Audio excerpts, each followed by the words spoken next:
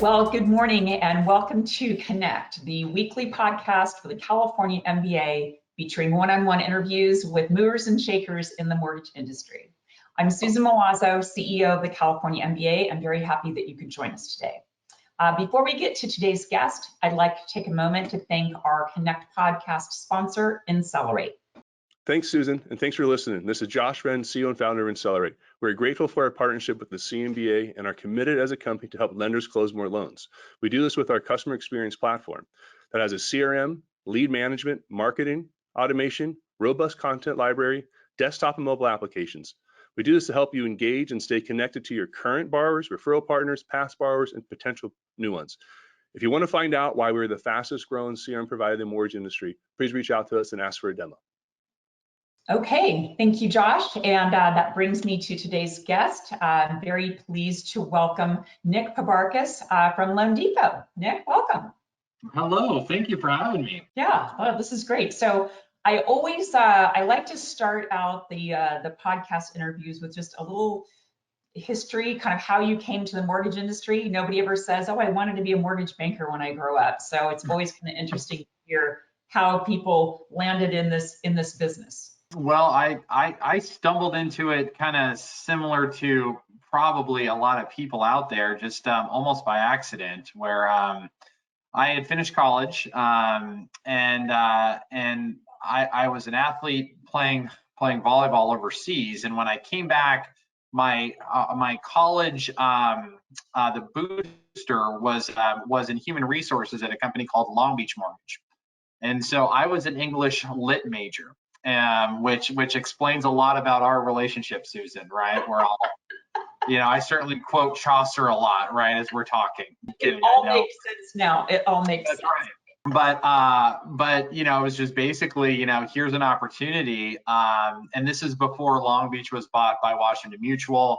It was back in the, in kind of the, the old days of basically credit grading and credit reporting. And so I cut my teeth with an interesting the risk appetite there. Spent just a couple years there and went over to Countrywide and was with the combined organization of Countrywide and Bank of America for probably 13 years. And then as they had shuttered the correspondent unit at Bank of America amidst the financial crisis, Stearns was scaling, and so I spent 10, 11 years with Stearns, up through the Blackstone acquisition and the guaranteed rate sale. And most recently, I'm here as the executive vice president for the third party channels here at LoanDepot. So it's been a wild ride. I think anybody who's been in it as long as we have seen a lot for sure, and certainly not for the faint of heart. Yeah, no kidding. And you've seen. Gosh, I tell people, I'm like, well, I've run this organization through, the biggest financial crisis since the Great Depression, and now a global pandemic. I'm like, what else you got? What else you got? Right. Absolutely. You have, a long history, of course, in the mortgage industry, but I have always been impressed. You have two professional designations. You're both an AMP and a CMB. So I'd love to hear kind of why you value those professional designations and what made you pursue them. I went through the as traditional of a road as you could get with the Mortgage Bankers Association, and it'll be a shameless plug for their education programs. No problem. Right. Yeah, but I was turned on to the Future Leaders program from a capital markets lead at one of our correspondent clients. Loved the program. It was fantastic, and I would recommend it for any younger professional in the industry. And I got hooked on not only the knowledge base that you get from those the designations, but from the networking that you receive. So I went through the Future Leaders, the AMP designation through the schools of mortgage banking, and then also the CMB, the designation as well. And so I teach at the School of Mortgage Banking, trying to demystify pricing in capital markets, and I sponsor candidates through the CMB as well. But the biggest piece for me not only was kind of the knowledge, but was, and so, you know, I find it so valuable that in our positions, it's impossible to know everything about every aspect of the mortgage business. And so I have probably 2 or 3 people in every segment that I can reach out to and ask questions that I'm probably embarrassed to ask within my own firm around servicing, around operational infrastructure, around IT, around capital markets. And these are folks that I can bounce, you know, non-proprietary information off of and get an outside kind of point of view. And so that's what I found has been so valuable going forward for all of those. Right. Yeah. No, that makes a ton of sense. That's similar to what I think I do from a legislative perspective. You know, it's like, right. I don't know the answer to this, but I know somebody that knows the answer to this. That's and, right. That's right. Yeah, building those professional networks is certainly key. You know, kind of going back to our point about being in the industry for a long while, I think the folks that have been maybe only in the mortgage business for the last 10 years are a little bit rocked by what they're seeing in 2022. What would you say, what do companies need to be competitive in this purchase market that we're in? Yeah, well, I think that, you know, the past 2 years with $4 trillion market sizes has gotten, you know, the market and originators maybe even a little bit lazy, or we've some of our skills have sort of atrophied as far as product in the marketplace, right? You know, I'm always shocked when I'm answering questions or even asking some of those questions around how a 7/6 ARM behaves and what a SOFR index is. And those are the kind of things that if you go back into the, you know, into the mid 2000s, where there was so much product differentiation in the market, I think we have to get back to that. Obviously not the risk profiles of some of those product lines, but being able to cast a wide net in a purchase-driven business where 85% of the loans potentially could be purchases at your firm. Being an expert on what ARM options are out there, as an example, the renovation programs, different, you know, the government offerings, obviously the non-QM of the product suite. Having a bailiwick of that to be able to originate and sell in a compliant manner, I think is critical.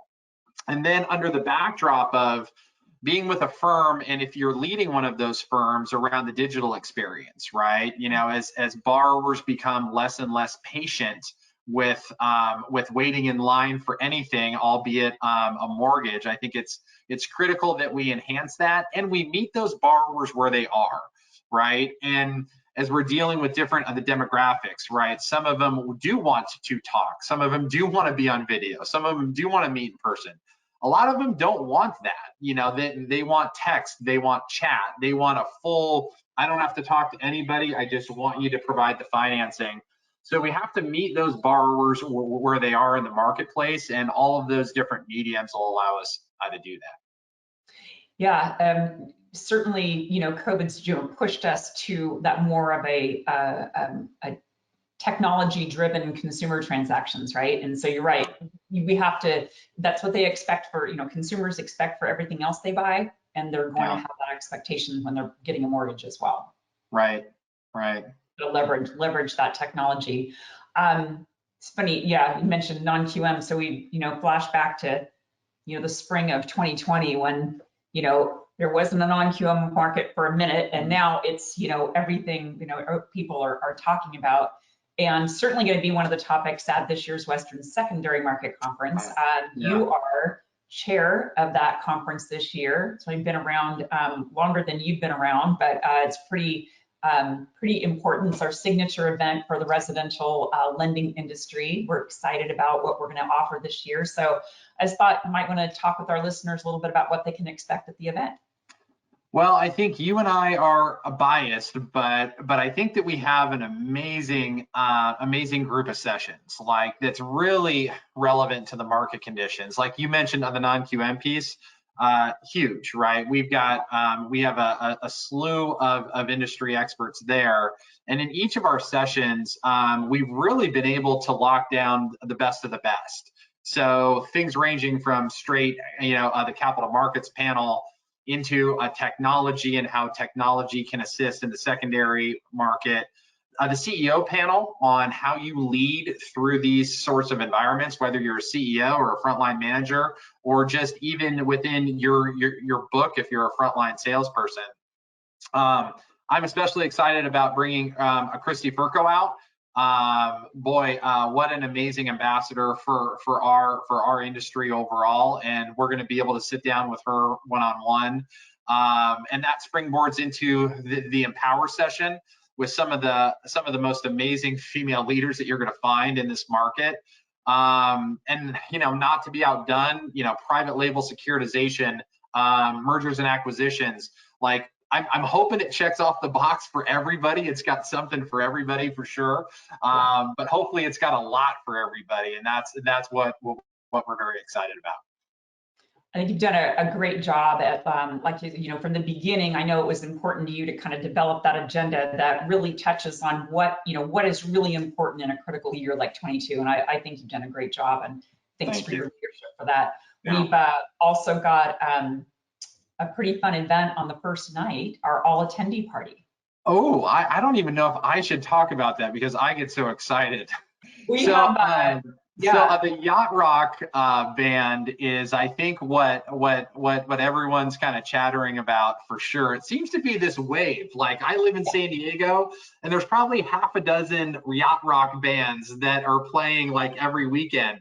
And so I think, Susan, for the demographic, it really resonates, and so I think it's going to be a ton of fun. But it's not just the band, the all attendee party, and the reason that we had moved the conference into the location that we have, which is the beautiful the Monarch in Dana Point, is that we can keep everybody together, right? And that's what I had mentioned earlier about kind of the networking aspect. There again will be something for everybody, whether it be music and drinks and great food and entertainment. That first night will be one to remember. So make sure that you're staying on site, because there will be a lot of people that you haven't seen in a long time who are there. Yeah, we are looking forward to it. The band Yachty by Nature. Every time I say it, it kind of makes me smile. Right. Love it. So, I was thinking when we were getting ready for today's interview about when you and I met. It's been years ago, but it was at the MBA's National Advocacy Conference. Yeah. And I always host a dinner for the folks that are attending that are from our state. And I think that that's where you and I originally met. I know that you've been a big supporter of everything that we've done at a state level and at the federal level with the MBA as far as advocacy goes. So I thought I would like to have you share with the listeners the importance of the industry supporting the advocacy efforts of the state MBAs and the national MBA. Yeah, it was really what got me hooked, and I mentioned the Future of the Leaders program with the MBA, and a portion of that is attendance at the advocacy conference in DC. And that conference, for somebody who's from San Diego, and hadn't really seen how the inner workings of Washington worked, being able to advocate on behalf of the industry in both Congress and the Senate, it was fascinating, and I come out of that with a renewed kind of sense of we need this, and the California MBA is ground zero for a lot of the legislation that goes in. And so, Susan, your work up in Sacramento really kind of shaped some of the national picture of this.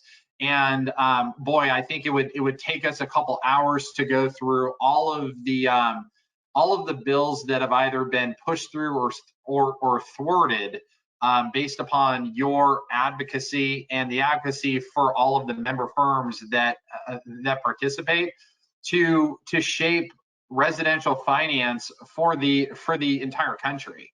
And that's access to capital for minority homeowners, being able to create a level playing field for companies to operate, there are so many things that that really drive that advocacy view.